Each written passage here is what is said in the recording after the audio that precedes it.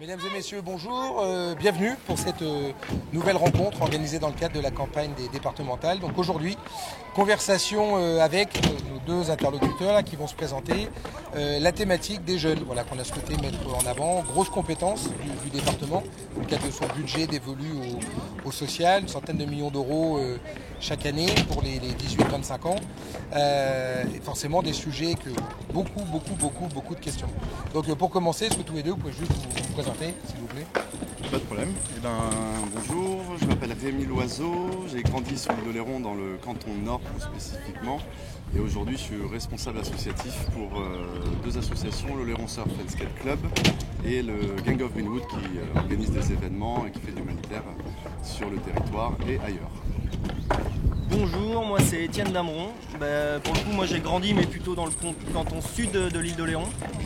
Et là je suis actuellement en démarche pour passer une formation CQP skate pour être moniteur sur l'île d'Oléron et pouvoir développer la pratique du skate sur l'île d'Oléron.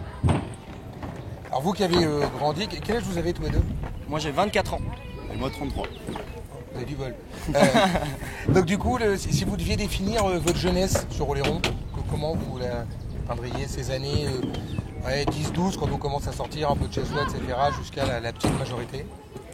La chance qu'on a eue sur l'île d'Oléron, moi quand j'ai grandi ici, donc j'étais à l'école à Saint-Georges, et effectivement il y a toute cette question de saisonnalité et l'hiver où il se passe moins de choses sur l'île d'Oléron. Quand on est jeune, il se passe plein de trucs pendant l'été, et l'hiver on se tourne un petit peu les pouces et on ne sait pas trop quoi faire, on n'a pas forcément d'endroit pour se rassembler.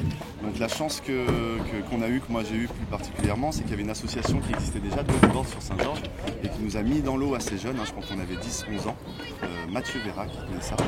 Et du fait d'avoir eu vraiment cette passion, cette transmission assez jeune, ça nous a donné quand même une espèce de ligne de conduite. On avait l'école, on avait le bodyboard, on pensait quasiment qu'à ça. Le skate ensuite est arrivé avec une autre association qui s'appelait Spider, je crois. Et ça nous a quand même donné la chance d'avoir quelque chose à faire, d'avoir autre chose que l'école ou la famille, d'avoir une bande de potes avec qui on partageait pas mal de choses. Et aujourd'hui, voilà, c'est ce qu'on essaie de retranscrire gentiment à notre échelle. Mais on peut vite s'ennuyer. Et d'où l'intérêt d'avoir des structures et de se sentir un petit peu soutenu et d'avoir des gens qui vous poussent un petit peu dans votre potentiel, surtout à ces âges-là où on a plein d'énergie. C'est bien, c'est un petit peu l'idée. Pour toi, du coup? Ça va être pareil, une jeunesse attractive où au final on essaye de s'occuper pas mal avec le sport sur l'île d'Oléron et notamment avec pour le coup les sports de glisse. Pareil, on a eu la chance d'avoir le Castel à Verbois avec Sam Martorell qui a été un de mes premiers professeurs de surf. Et du coup voilà, on essaye de s'occuper l'hiver et l'été et de pouvoir faire du sport et ça nous évite de faire des bêtises ou autre chose. Voilà. Et donc là on est ici aujourd'hui sur un lieu qui est un peu emblématique quelque part de tout ça. C'est quoi l'histoire d'ici là? L'histoire du skatepark de Chéré, alors il y a toujours une rampe, il y avait déjà une rampe à Saint-Georges, parce que ce skatepark a 10 ans cette année.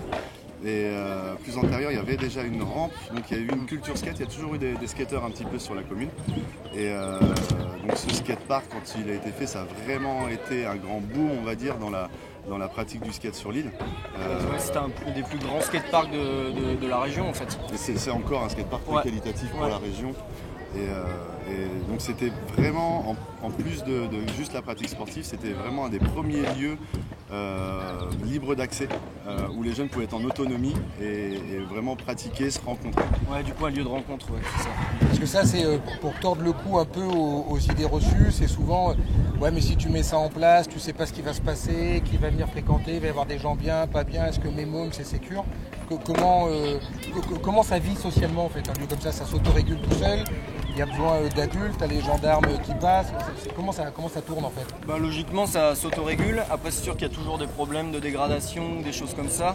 Après dans le futur, si on peut mettre en place des choses, ça va être justement monter des structures qui en fait peuvent gérer des lieux comme ça et du coup avoir une présence éducative en fait sur le lieu.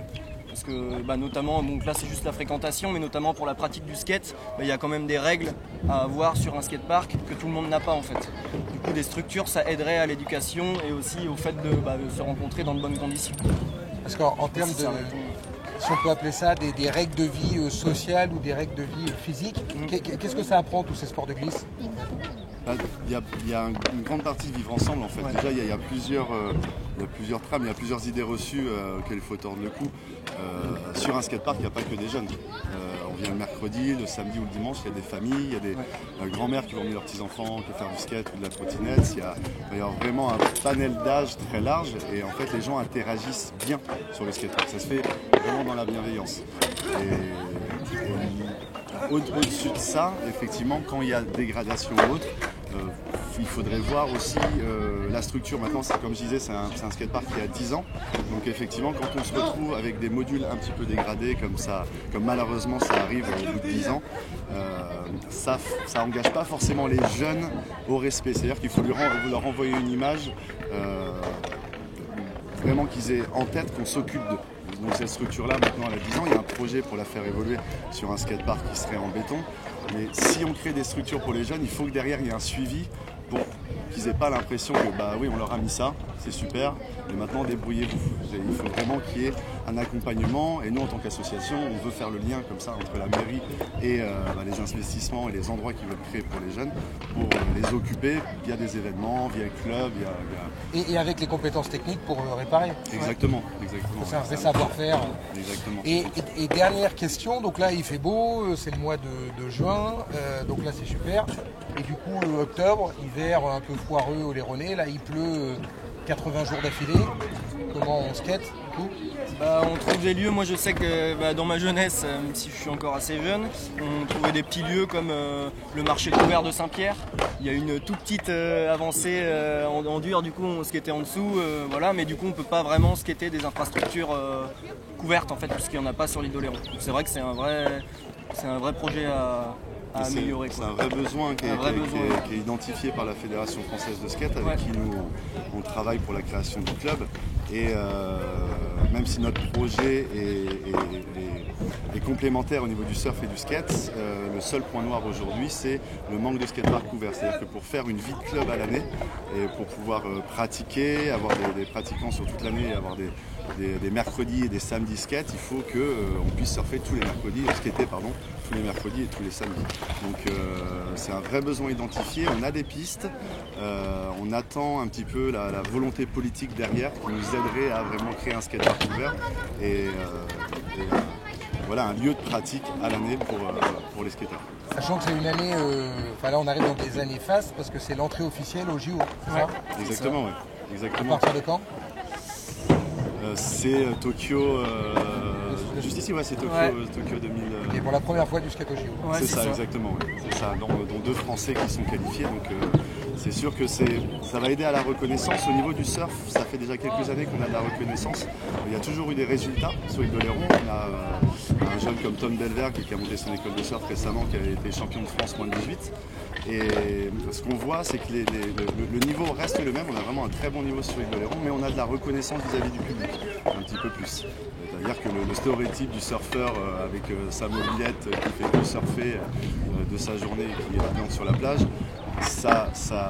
on arrive vraiment à le casser et à montrer que les surfeurs sont des athlètes, vraiment qu'il y a une discipline, une hygiène de vie, une philosophie derrière qui est assez importante.